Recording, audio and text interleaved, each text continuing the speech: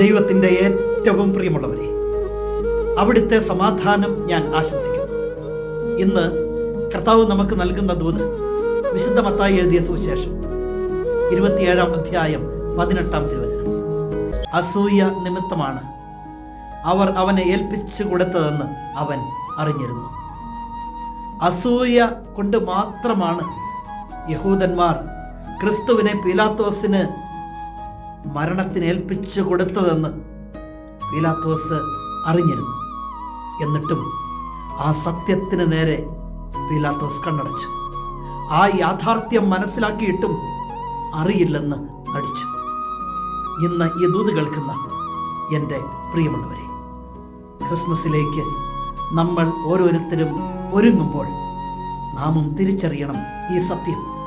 അവനാണ് രക്ഷകൻ എന്നുള്ളത് സർവ്വതും അവനിലൂടെ ലഭിച്ചത് മാത്രമാണ്. എന്നിട്ടും സൗകര്യപൂർവം നമ്മുടെ സുഖങ്ങൾക്ക് വേണ്ടി, താല്പര്യങ്ങൾക്ക് വേണ്ടി സമയക്കുറവ് പറഞ്ഞും മറ്റാവശ്യങ്ങൾ പറഞ്ഞുമൊക്കെ അവനെ അറിയില്ലെന്ന് നടിക്കരുത്.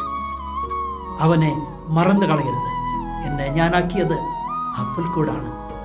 നമ്മെ എന്നും മുന്നോട്ട് പോകാൻ ശക്തിപ്പെടുത്തുന്നത് ആ ബെത്ലഹേമിലെ കണ്ണുനീരും സഹനങ്ങളും തന്നെയാണ്.